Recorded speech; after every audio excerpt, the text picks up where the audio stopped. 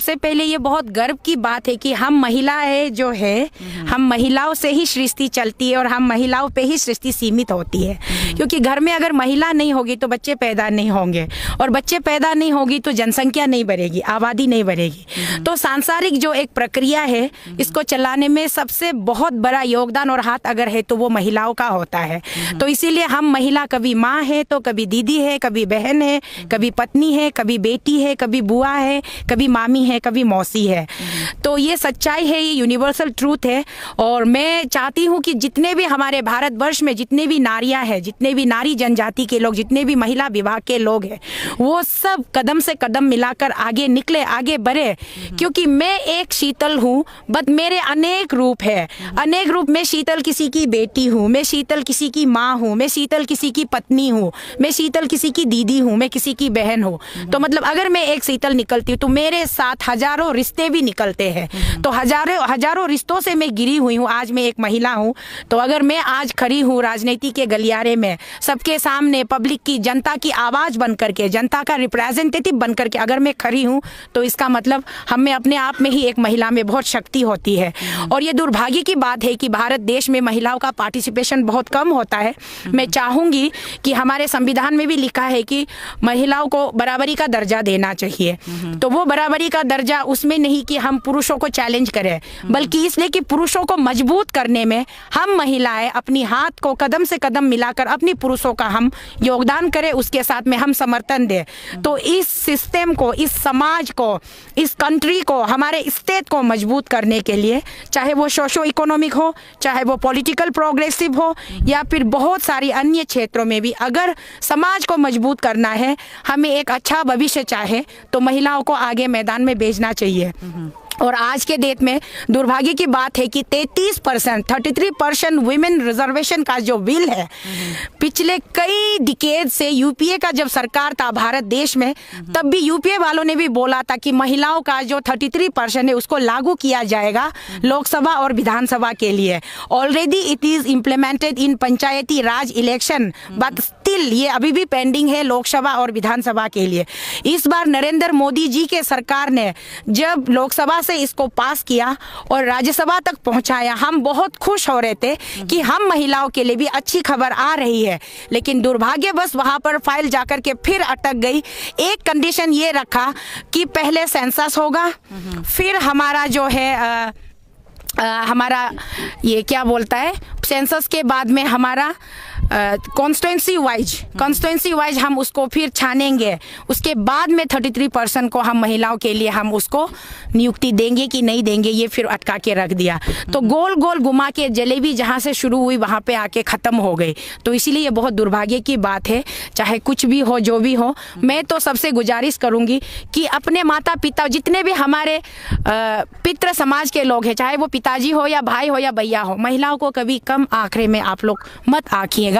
क्योंकि महिलाएं है जो एक परिवार को संजोती है, महिलाएं है जो एक समाज को एक साथ में लेकर के चलती है। महिलाओं को दिल से प्यार कीजिएगा, खुले मन से प्यार कीजिए और आशीर्वाद दीजिए। अपनी बेटी को, अपनी बहू को घर से बाहर निकालकर राजनीति में भी उसको बराबरी का हिस्सेदारी बनाइए और अपने समाज को आगे ले जाने के लिए उसको एक मौका जरूर दीजिएगा। ये मेरा अपील है। Thank you ma'am. I want to add one more question, ma'am. Since अभी as we look into the scenario of women all over the world and even in Arunachal Pradesh, rape case बहुत सारा हो रहा है, and then genocide has increased during the COVID time, and women are vulnerable and child are also not safe anymore. So what would be your ideology for the upliftment of women section of the society? देखिए, इसके लिए हमको थोड़ा सा सख्ती बरतना पड़ेगा। हमारा जो भी होम डिपार्टमेंट है या फिर जो भी एडमिनिस्ट्रेटिव सेक्टर है, इनको थोड़ा सख्ती बरतना पड़ेगा कि रेप एक बहुत ही घिनौना एक अपराध है जो कि बहुत ही दुर्भाग्यपूर्ण होना नहीं चाहिए। किसी भी व्यक्ति के उसके इच्छा के विरुद्ध में, अगर उसके कंसेंट के अगेंस्ट में जाकर के अगर आप किसी के साथ में ज़बरदस्ती करते हो तो वो ऑटोमेटिकली उसको रेप कहा जाता है। जब उसमें उम्र नहीं देखा जाता, चाहे वो माइनर हो या फिर मेजर हो, जो भी whatever the age of the victim. लेकिन इसको रोकने के लिए एक बहुत ही स्ट्रॉन्ग विल और स्ट्रॉन्ग पॉलिटिकल विल की ज़रूरत है। जो भी कोई सरकार में हमारे राज्य में हो या फिर हमारे देश में हो, जो भी कोई पार्टी सत्ता दल सरकार में बैठे, उनसे भी मैं गुजारिश करती हूँ कि एक सख्ती बरतिए, एक एग्जाम्पलरी पनिशमेंट अवार्ड कीजिए, सो दैट कि अगला बंदा वो गलती करने से पहले 1000 बार सोचे। और ख़ास करके हमारी वीमेन सिक्योरिटी को लेकर के, हमारी महिला के प्रोटेक्शन और सिक्योरिटी के पॉइंट ऑफ व्यू से तो मैं यही कहूँगी कि जितना हो सके सख्त से सख्त कानून का आप लोग वहाँ पे हमारे असेंबली में जब भी सेशन चलते हैं, आप एक लॉ अडॉप्ट कर सकते हैं, लॉ अमेंड कर सकते हैं, आप एक ऑर्डिनेंस पास कर सकते हैं, ताकि कोई भी अगला बंदा कोई भी गलत काम करने से पहले वो इतना अपने आप को पहले 1000 बार परख ले इजीली। क्योंकि आज के डेट में कोई भी रेप करके निकल जाता है और सरकार जिसके साथ में मिला हुआ हो जाता है, वो पीछे से कुछ ना कुछ होम मिनिस्टर या फिर officer whatever, IGP, DG, SP, OC, किसी से भी बात करके वो लोग जब इंक्लाइन होता है तो आराम से छूट जाता है।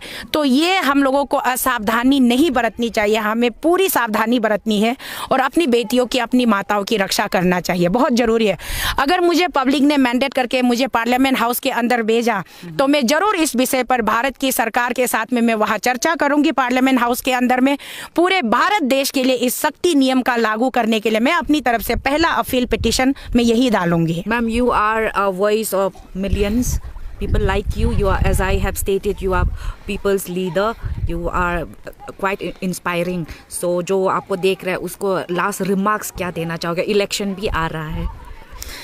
रिगार्डिंग इलेक्शन तो मैं इतना ही कहूँगी, very simple in a single word, that I am Toko Sheetal is not the candidate of any multi millionaire business community or whatever political background, but the Toko Sheetal is the candidate of leader of Arunachal's common public. And this election 2024 election, the battle will be in between ruling party candidate and Arunachal public candidate. तो देखते हैं ruling party का candidate जीतता है ना Arunachal public का candidate जीतता है। Let's see.